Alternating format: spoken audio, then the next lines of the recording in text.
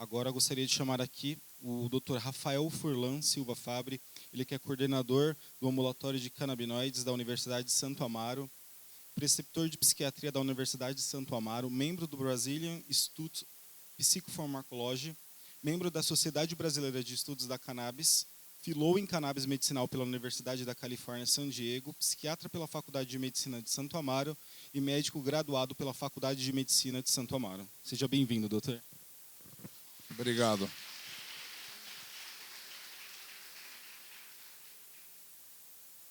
Bom dia, tudo bom? Gostei.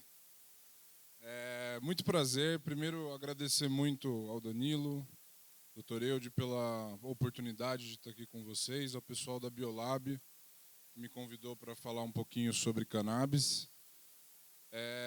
Vou começar fazendo umas perguntas. Levantem as mãos, não se sintam retraídos. Quem aqui conhece alguma pessoa que hoje está em tratamento com algum tipo de canabinoide? Então, a gente já viu que é um tema que já dominou. E hoje eu vim falar especificamente no TEA, e entender por que todo mundo quase levantou a mão, por que a cannabis hoje serve para diversas patologias. Será que é um marketing da indústria que está querendo jogar cannabis para tudo, ou será que isso tem um motivo? Então é isso que a gente vai falar aqui um pouquinho hoje.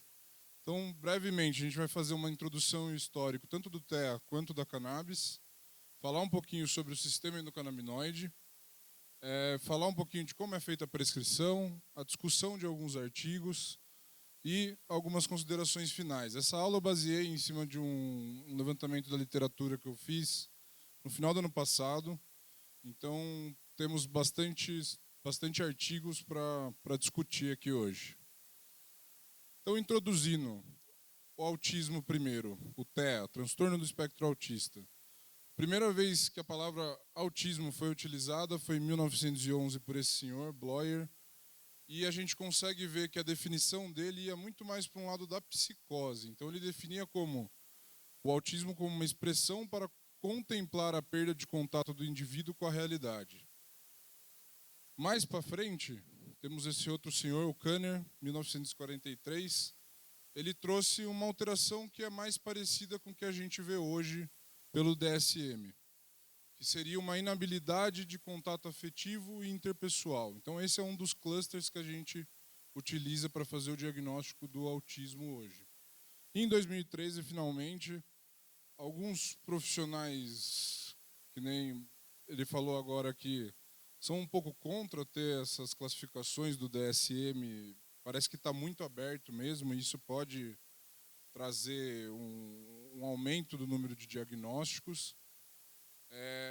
Mas em 2013 o DSM trouxe a maneira como a gente vai de fato diagnosticar um paciente com transtorno do espectro autista. E para isso ele precisa ter 2 clusters de sintomas. Então o primeiro é na comunicação e interação social. Então são pacientes que vão poder ter uma dificuldade em manter conversas, pacientes que vão ter uma dificuldade na interpretação tanto de expressões faciais quanto da linguagem corporal. Então uma dificuldade da capacidade de abstrair algumas coisas. Pacientes que vão ter falta de interesse por ter um par ou por fazer amizades. E o segundo cluster seria dos padrões restritivos e repetitivos de comportamento.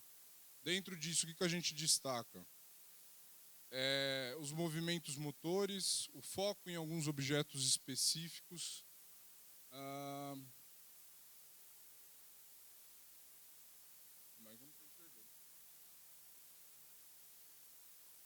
Isso.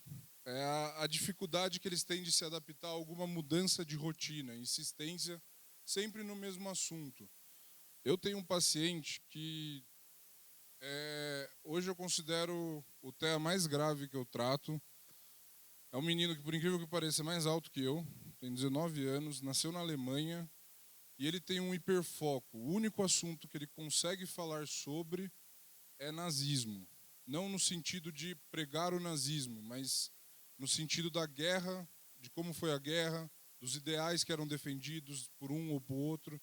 Então, é um caso muito complicado, porque 19 anos, já quer sair de casa, quer começar a viver sozinho, só que ele sempre acaba trazendo esse assunto. E isso corre um risco de vida para ele em algum momento que ele estiver num lugar público. E uma coisa que é muito importante, se não existiam os sintomas na infância, não tem como a gente fechar um diagnóstico de autismo. É um transtorno do neurodesenvolvimento, assim como o TDAH, que o Danilo deu aula. É uma coisa que vale lembrar, porque esses tempos também recebi um paciente no consultório, já era um adulto, 40 anos. Ele falou: doutor, eu acho que eu sou autista. Eu comecei a sentir uma dificuldade de me comunicar com as pessoas, uma dificuldade de socializar. Ah, mas quando que começou isso? Ah, faz uns 10 anos. Não, se começou com 30 anos de idade, não tem a chance. Daí a gente vai colhendo a história e vai vendo que na realidade era uma ansiedade social. Então, a gente tratando essa ansiedade, ele melhora. Como o colega já citou, né, o crescente do número de autismo.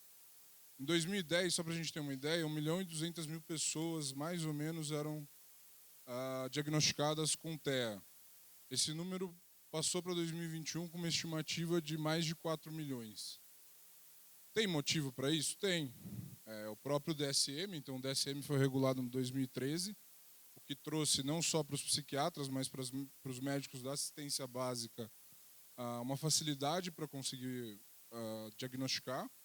A própria rede social, querendo ou não, é uma coisa que a gente pode ver com bons olhos, porque levou muitas informações para pessoas que antes não tinham. Então, isso pode explicar também um aumento tão grande nos últimos anos. Apresenta maior incidência no público masculino e geralmente vai evoluir durante a vida com diversos outros transtornos de dentro da psiquiatria.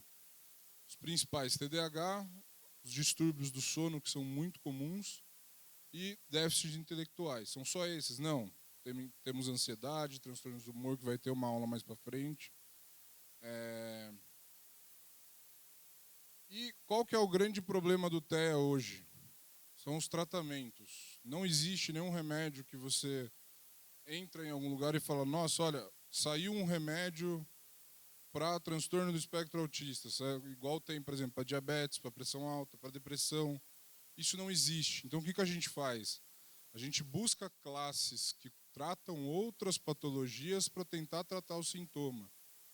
Por exemplo, a gente pega um antipsicótico para tentar tratar, de alguma maneira, um sintoma de impulsividade desses pacientes, de irritabilidade. Às vezes tem resultado, só que qual que é o problema? Essas medicações geralmente trazem muitos efeitos colaterais para esses pacientes. E, além dos efeitos colaterais, esse tratamento, esse resultado que você pode até ter no começo, ele não se sustenta ao longo da vida. Então, o que acontece recentemente? Um foco da indústria, de pesquisadores, de achar uma medicação mais específica para o transtorno como um todo, e não só para a gente tratar sintomas. E nesse cenário surgem algumas pesquisas com a cannabis medicinal, principalmente com o óleo de canabidiol. E o que vem se mostrando? Vem se mostrando ser eficaz para a gente pegar o TEA como um todo, não só como um sintoma, e principalmente com baixos efeitos colaterais. Então, esses pacientes conseguem ter uma aderência melhor, sem perda de qualidade de vida, para tentar controlar algum sintoma específico. E aí, agora vamos entrar na história, um pouquinho na história, e falar um pouquinho sobre a cannabis. Eu gosto dessa frase. Provavelmente alguém já deve ter falado antes de mim essa frase, mas eu peguei para mim. A planta mais amada e odiada da história. Por que isso? Porque nos últimos 6.000 anos a gente tem relatos do uso da cannabis, e relatos bons e relatos ruins. Então ela passou de ser uma planta sagrada para ser uma planta que a igreja perseguia e falava que era do demônio, por exemplo. E é isso que a gente vai ver um pouquinho aqui. Porque quando todo mundo levantou a mão é porque esse assunto está em alta. Então dá a entender que é algo novo, que é algo moderno. Mas na realidade, eu acho que deve ser uma das primeiras medicações que a gente tem na história. Só para a gente ter uma ideia, em 4.000 antes de Cristo, as sementes da cannabis elas estavam entre os 5 grãos vitais. Então ela era a base da alimentação. Por algum motivo eles entendiam naquele momento que ela trazia benefícios o consumo das sementes. Depois, 2.700 a.C., entrou na primeira farmacopeia. Para quem não sabe, a farmacopeia seria como um manual de como preparar alguma medicação. E foi a primeira planta a receber a bênção do imperador para o tratamento de mais de 100 patologias. E aí, por isso que eu perguntei, que eu falei do comecinho, que hoje a gente está entendendo que serve para tudo. Não é hoje, é de quase 3.000 anos antes de Cristo eles já tinham essa ideia. Então a gente vai entender daí o porquê disso quando a gente for ver a maneira como ela age no nosso corpo. E aqui eu trouxe também só o primeiro relato usado na questão da religião, porque eu gostei das palavras que eles usavam para descrever. Então, fonte da felicidade, traz de alguma maneira a sensação de liberdade, que é o que a gente busca muitas vezes num tratamento dos pacientes.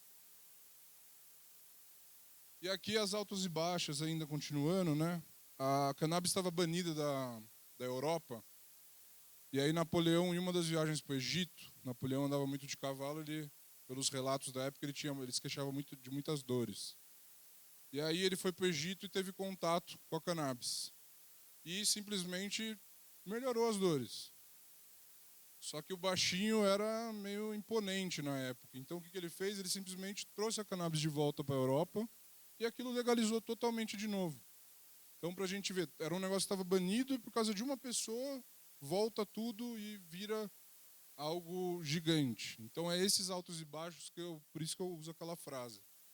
Daí no mesmo ano, o William, que eu não vou pronunciar o sobrenome, ele leva pela primeira vez a cannabis medicinal para o Ocidente, então, para os Estados Unidos, no caso.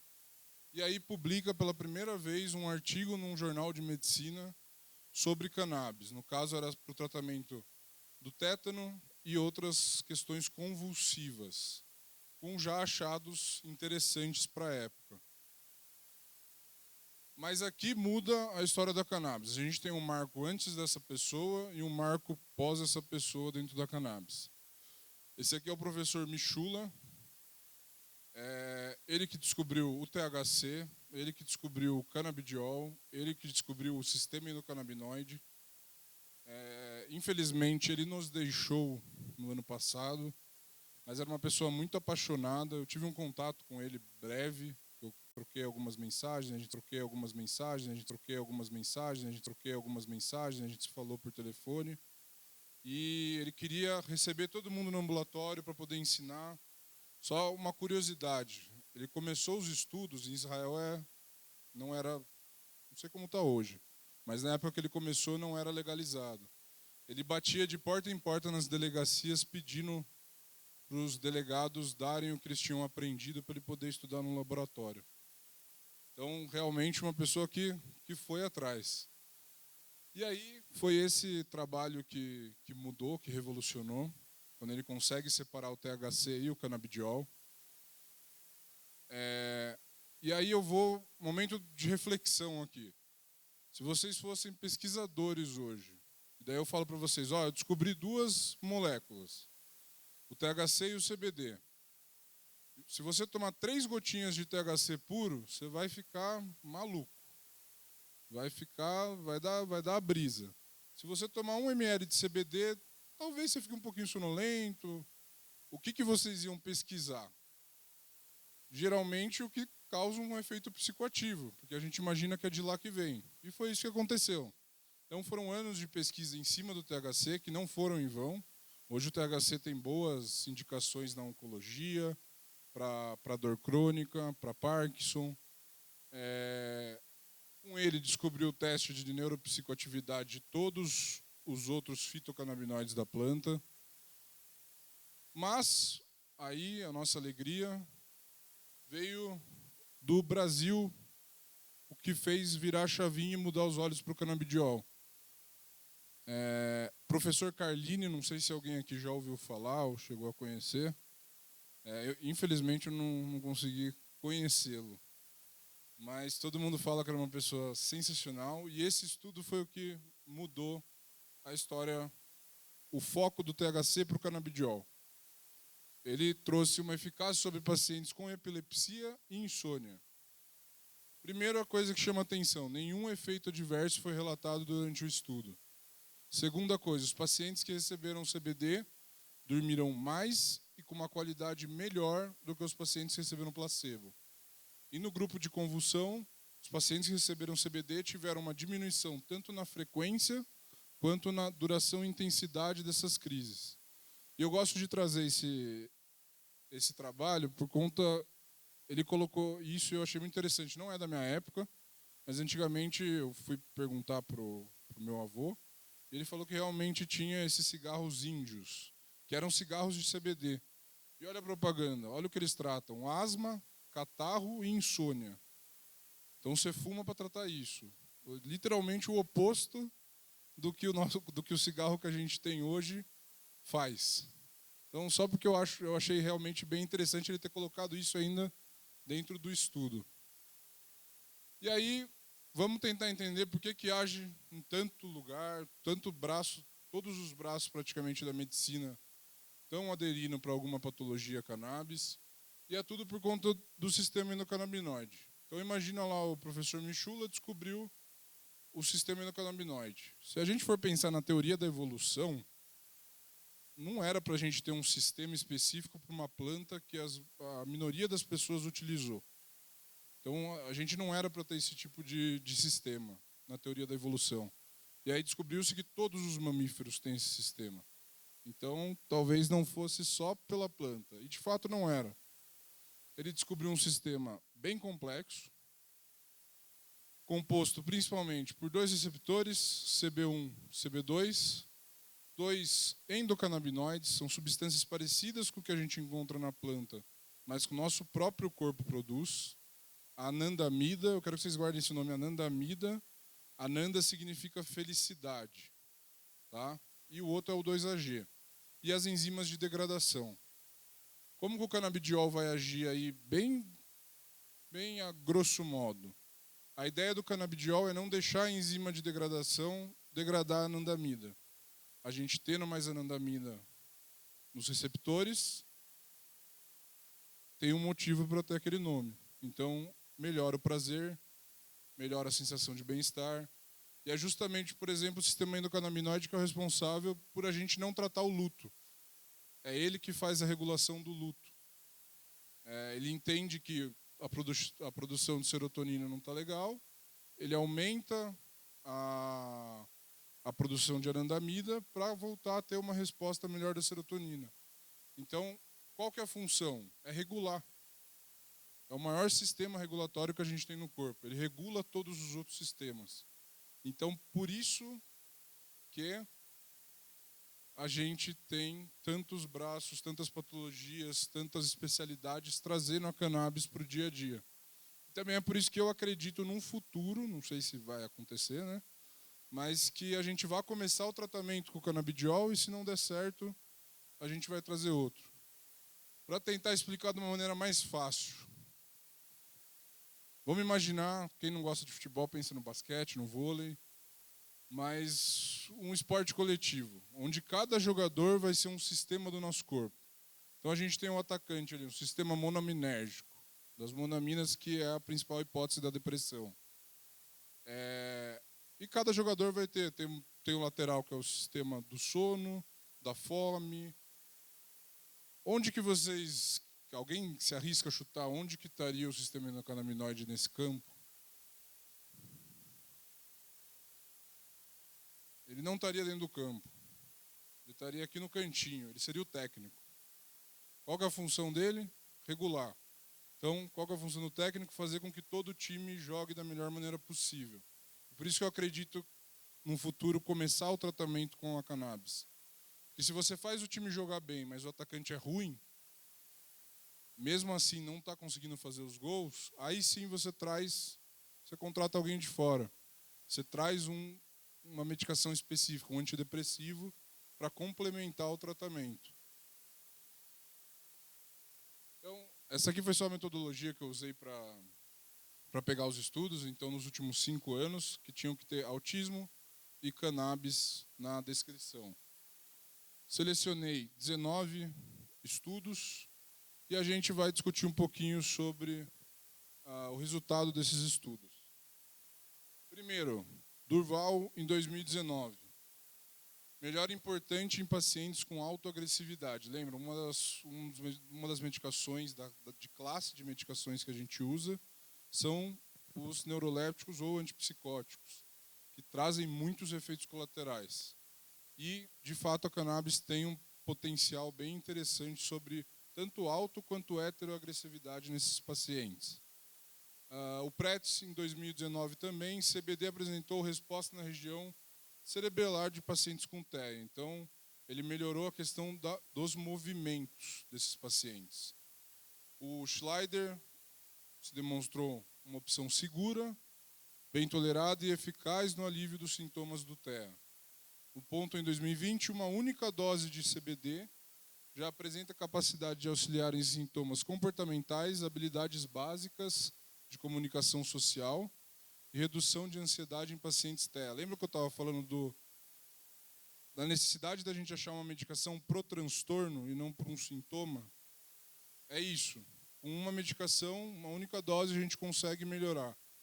E o Danilo acho que saiu agora, mas a gente estava conversando um pouquinho antes, que ele adora o canabidiol para autismo. Eu também, porque quando a gente pega um paciente que metaboliza bem, que responde bem ao remédio, é como se fosse realmente quase uma mágica. O paciente melhora muito. E às vezes, já aconteceu mais de uma vez, de um paciente que era considerado um TEA grave conseguir se enquadrar dentro dos critérios do moderado. Moderado dentro de um leve. E um leve ficar mais parecido com o neurotípico do que com o neurotípico. Então é muito importante, mas isso tem que ser feito cedo, então ainda na infância, e também tem a questão da metabolização do remédio, se o paciente vai metabolizar uma boa resposta. Mais 3 estudos. O Bio de 2021, diminuição dos problemas comportamentais em 32% dos pacientes. Aumento da linguagem expressiva em 22,5%. Aumento na interação social em quase 10%. Em 100 mudanças em 20%. Lembra que eu falei? Tem a questão da metabolização. Tem gente que, infelizmente, não tem uma boa resposta ao remédio. O Babaeva também, em 2022, o sistema endocannabinoide representa um potencial alvo para terapias de todas as síndromes neurocomportamentais e neurológicas. E o Silva Júnior, em 2022, redução do número/intensidade de sintomas em pacientes TEA e ganho cognitivo, sensibilidade sensorial, atenção, interação social e linguagem. Mas também, nem tudo são flores, então também tem estudo que não traz resultados positivos. E eu gosto de trazer isso. O Agarwal, em 2019, os resultados foram mistos ou inconclusivos no estudo dele. Também foram encontrados resultados adversos, como psicose grave, aumento da agitação e sonolência em pacientes. Só que aqui que está o segredo. A ideia é usar o canabidiol em alto teor de THC. Esse estudo foi feito com alto teor de THC e o TEA é um fator de risco muito grande para desenvolver em um momento da vida algum tipo de psicose. E não é que a cannabis cause psicose, mas ela pode antecipar um primeiro episódio. Então, o paciente que já tem essa predisposição pode acabar tendo um episódio psicótico se fizer um uso, uma alta dose de THC. O CBD a curto prazo se demonstra eficaz e seguro, no entanto, e a longo prazo? É uma medicação que começou a ser estudada recentemente. a gente já tem estudos em roedores que indicam neuroproteção, mas em humanos ainda é uma questão ainda de tempo para entender no longo prazo isso. Falando um pouquinho do óleo especificamente, a gente tem 3 principais tipos. Então a gente tem o full spectrum, o broad e o isolado. Qual que é a diferença? O full spectrum tem bastante CBD e um pouquinho de todos os outros canabinoides. O broad, inclusive o THC. O broad, mesma coisa, só que sem o THC. E o isolado seria só CBD. Tá? Na prática, o que eu utilizo, o que eu indico? O full, porque é uma concentração muito baixa de THC. E por esse motivo aqui, isso serve para qualquer floral, qualquer medicação que é extraída de uma planta. Quando a gente pega o componente e junta com todos os outros, ele tem uma potência maior do que só ele isolado. Isso se chama efeito entourage ou comitiva. Tá? Então, 2 coisas melhoram. Primeira, você vai ter uma resposta melhor. E segunda, pensando no paciente. Ele vai precisar de uma dose menor, logo ele vai conseguir economizar um bom dinheiro, porque ainda assim é uma medicina cara no Brasil. Aqui a gente tem um exemplo de um óleo que eu particularmente gosto, foi até convite da Biolab, que é o Promediol, que é o full. Eles têm o isolado também, mas, que nem eu disse, eu não utilizo tanto na prática. A gente opta mais pelo full. Receituário, sempre azul. Ah, mas causa dependência? Não, não é questão de casar. Não ativa sistema recompensa, igual o Danilo estava falando na aula de TDAH. Não tem o ativo do sistema de recompensa, mas é uma maneira de controlar melhor esse mercado novo. Então, precisa passar com um médico especializado para conseguir ter a melhor indicação possível. Aos colegas que querem prescrever, aqui no Brasil criou-se uma cultura do go slow, start slow, go slow but go. Então, começa devagarzinho, vai subindo e vai indo, até o paciente ter uma resposta legal ou até sentir que não está mais fazendo sentido aumentar essa dose. Isso é 100% verdade? Para a maioria dos transtornos, sim. Mas quando a gente pega, por exemplo, eu quero usar o CBD com efeito antipsicótico. O efeito antipsicótico do CBD vai ali para 500 miligramas por dia. A gente está falando para começar em 10 miligramas por dia. Então, assim, a gente já começa mais alto. Vai ter um pouco de efeito colateral, mas já começa mais alto. Então, isso daqui é para quem está começando, quer começar a prescrever, mas para TAB, para o transtorno afetivo bipolar e para alguma psicose, o ideal seria já começar com uma dose bem mais avançada. Então, as considerações finais. O uso do canabidiol e outras substâncias da planta vem apresentando, sim, resultados positivos no tratamento do TEA, sobretudo por conta da capacidade homeostática sobre toda a região cerebral e boa aceitação e tolerabilidade. Ainda se faz necessário, sim, estudos em larga escala. O próprio Michula publicou um pouquinho antes dele falecer, que tinha um número bem grande de participantes, para a gente compreender melhor os efeitos da medicação. Mas a presença de melhora é algo realmente muito esperançoso. A gente que trabalha com o público do TEA é um desafio, toda vez vem um sintoma, a gente não tem um remédio específico, e aí fica aquela troca, daí você troca o remédio, vem um sintoma novo por conta do remédio.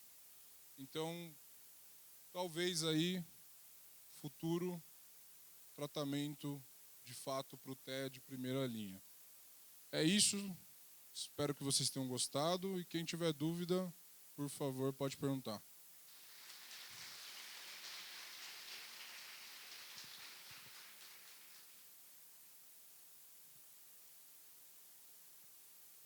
Parabéns, doutor. Há muito tempo não vi uma aula tão boa de canabidiol. Tem 2 dúvidas para o senhor. A primeira é o seguinte: afinal de contas, canabidiol é homeopático ou é alopático?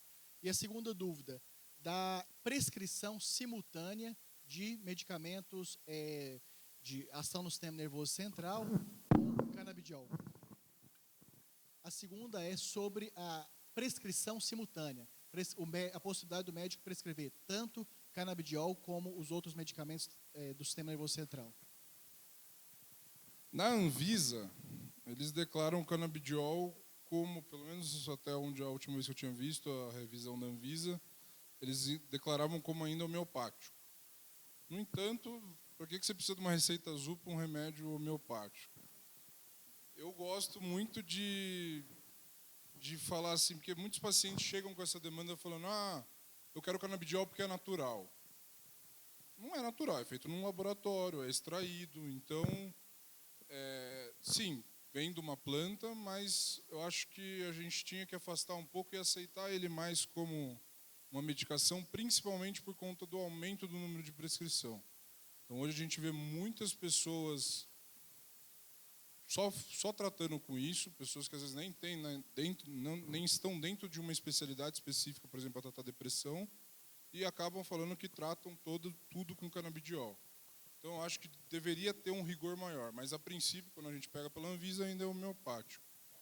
E segunda questão, hoje, no consultório, qual que é a ideia quando a pessoa vem com a demanda do canabidiol? Geralmente, ou é potencializar, então é um paciente que já está sob medicação, está estável, mas ainda tem sintomas residuais, e você usa o canabidiol para potencializar, ou para fazer o desmame, para fazer uma troca. E aí, na minha experiência, como que a gente faz a troca? A gente começa a subir o canabidiol e vai tendo esse contato próximo com o paciente semana a semana. E aí a gente pega lá, polifarmácia do paciente, 10 remédios, e vê a queixa dele. Ele veio por conta de dor, fibromialgia, que é muito comum, e acaba associando vários remédios. A ideia é você retira um pouco, espera a resposta do paciente e vê, piorou. Tá, então volta o remédio, vamos subir mais um pouco o canabidiol, tira de novo, tá ok, beleza, vamos tentar tirar mais um pouquinho. Então levantando um pouquinho o canabidiol e tentando retirar as outras medicações. Isso por interação química, né? Então, quando a gente pega opioides, ele aumenta a concentração sérica de opioides no corpo. Então, a gente consegue fazer uma redução. Na prática, é assim que eu utilizo o canabidiol contra os remédios. Oi, bom dia. Bom Meu dia. nome é Bárbara, sou psiquiatra da infância e adolescência. Eu queria perguntar se, na sua experiência, você costuma iniciar o canabidiol como uma primeira tentativa para a prescrição dos pacientes com autismo, por exemplo, ou se normalmente essa prescrição é feita depois de outras tentativas com outras medicações. Essa é uma pergunta um pouquinho traiçoeira, porque, pela lógica, a gente tem que seguir diretrizes. Então, a gente tem primeira linha, segunda linha, mas o que eu tenho feito mais é já começar. Primeiro que, como os pacientes já chegam, às vezes, encaminhados, eles já chegam fazendo uso de alguma medicação. Então, sem resposta. E aí a gente vai fazendo a troca. Mas hoje eu sempre tento começar por conta daquilo que eu trouxe, de quanto mais cedo você começar, se esse paciente responder bem, isso vai fazer um impacto muito grande lá na frente, conseguindo reduzir a classificação dele. Tá? Então, hoje eu começo com ele, se não tiver uma resposta, aí a gente vai tentando com outras medicações. Oi, bom dia, Rafael, tudo bom? Uma dúvida um pouquinho mais simples, a primeira é com relação à questão de se qualquer médico pode já prescrever ou se precisa de algum tipo de certificação, alguma coisa. Eu acredito que não, é só para ter essa confirmação mesmo, né? Qualquer médico pode prescrever realmente. Qualquer médico pode prescrever. Se eu não me engano, tem outras profissões que também podem fazer a prescrição. Na odontologia pode ser prescrito e veterinária, e eu não lembro se fisioterapeuta entrou, não. Então, Entendi. qualquer um pode, foi até bom você tocar nesse assunto. Eu sou especialista? Não, porque não existe a especialidade. Tá? O Conselho de Medicina não reconhece isso como uma especialidade. Então, é aberto, de fato, a todos os médicos. Perfeito. E uma outra dúvida é com relação a formas de prescrição, porque hoje, até onde eu conheço, posso estar enganado disso, existe uma forma padronizada do CBD, que é pela PRAT, né? E como que são outras maneiras? Manipulado em laboratório? Como que eu faço essa prescrição na maneira prática, vamos dizer assim, né? Você tem duas opções principais, tá? Manipulado, assim, aí é uma questão pessoal. Eu não gosto muito, só se realmente não tem outra alternativa ou o paciente é dono da farmácia. Mas a gente tem duas opções principais. Ou a gente faz uma importação, ou a gente compra um produto que já está na farmácia. Antigamente era só o da Prat, hoje a gente já tem. Esse, por exemplo, que eu trouxe hoje, o Promediol, é uma medicação que já está na estante da farmácia. E tem outras marcas também que traz, não só CBD, hoje já tem THC 1 para 1 também, só que daí tem que ser na receita amarela, não pode ser na azul, porque aí sim ativa o sistema recompensa, aí é um pouquinho mais delicado o uso. Mas pode ser tanto via importação, daí tem que pedir autorização pela Anvisa, o paciente importa direto com a empresa ou na farmácia.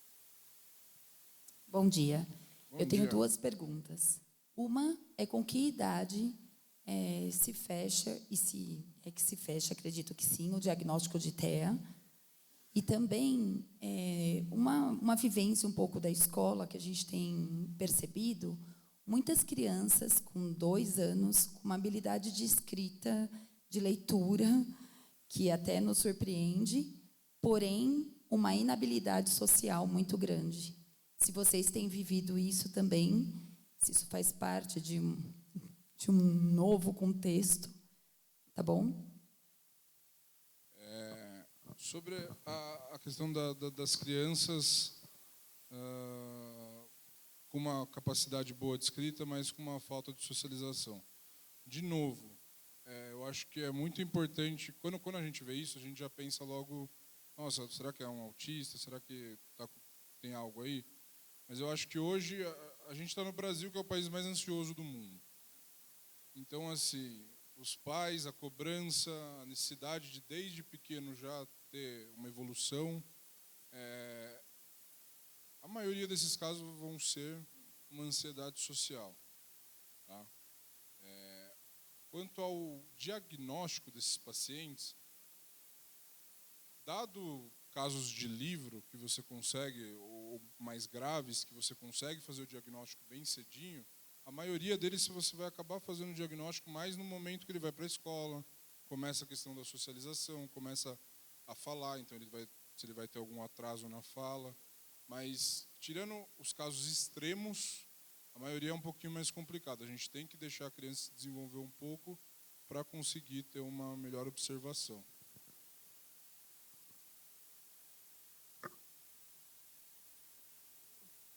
Bom dia, Rafael. Bom dia. Meu nome é Gisela, sou psiquiatra, trabalho no CAPS 3 adulto. E eu tenho recebido bastante pacientes com autismo do IJ com 18, 20 anos. Eu queria saber se esses resultados de CBD também são para maiores também, ou tem maior eficácia com crianças? São também, mas a gente tem que lembrar que o tratamento vai funcionar melhor quando, de novo, né? Quando a gente consegue pegar isso na raiz ali. Uhum. Por quê? Porque não é só CBD, não é só remédio. A gente está falando aqui porque eu trouxe a aula de canabidiol, mas assim como o TDAH, é um tratamento multidirecional. Uhum. Então a gente tem que estimular. Eu tinha uma professora que eu amava na época da residência, a doutora Sônia Palma, e ela falava assim, estimula. Pega o papel de encaminhamento e encaminha para tudo que você conseguir lembrar de nome. Manda, não é só o remédio, é a estimulação. Uhum. Então, quando esse paciente está mais adulto, isso fica um pouco mais difícil. Como o caso desse menino que eu citei aqui do alemão.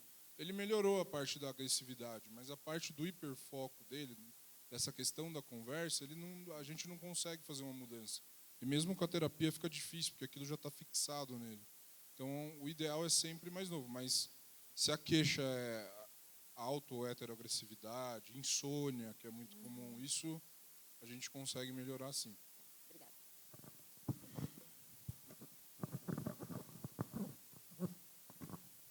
Bom dia. Doutor, Oi. existem já estudos clínicos do uso do canabidiol para pacientes com transtorno bipolar ou outros transtornos? Mas especificamente com transtorno bipolar.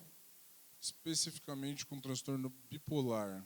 Provavelmente, vou falar depois, se você tiver o contato do pessoal da organização, eu até procuro e te mando, se eu encontrar. Mas acredito que tenha nos Estados Unidos alguma coisa acontecendo. Tá? Eles estão bem avançados nessa parte lá. Quando eu fui para lá, eu participei de um para esquizofrenia. Existem relatos de caso. Tá?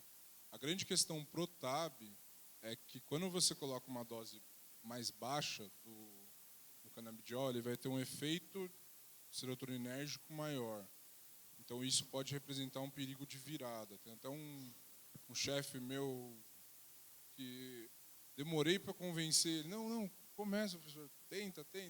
Primeiro paciente foi num TAB, ele deu 3 dias, ele virou para um episódio de mania. Eu falei, não, professor, mas eu tinha falado para você começar um pouquinho mais alto. E aí ele falou assim, mas eu fiquei receoso e tal, quis começar devagarzinho, então corre esse risco. Quando a gente pensa no canabidiol, nesse estudo dos Estados Unidos que eu participei, era a primeira semana 500 miligramas, e na segunda semana já ia para 1.000 miligramas. É uma dose surreal. Assim. Aqui no Brasil não dá para se manter isso. Seriam 3 frascos, um frasco a cada 3 dias. Então é bem alto. Bom dia. Eu Bom queria dia. saber a relação do canabidiol com o SUS. É burocrático? É difícil? Demora? Tem como conseguir? Como funciona? Depende da situação que o paciente se encontra. O paciente já judicializado, a gente tem lá no ambulatório uma paciente que é judicializada, então ela segue numa casa de longa permanência. Isso saiu assim, coisa de uma semana, porque ela já tinha o processo. Os 2 caminhos mais rápidos, na verdade, o mais rápido seria se o paciente tiver algum convênio, independente do qual for, talvez consiga via convênio. Tá? Tem que entrar em contato com o convênio, fazer a solicitação e ver se isso se enquadra no contrato. O segundo seria realmente uma ação contra o Ministério. Aí depende. Aí é Brasil, né? Pode sair uma semana ou pode demorar bastante. Eu não tenho muitos pacientes que pedem via SUS, então não posso te falar de verdade a média que demora isso. Mas o governo está liberando agora, então acredito que isso vai ficar mais fácil.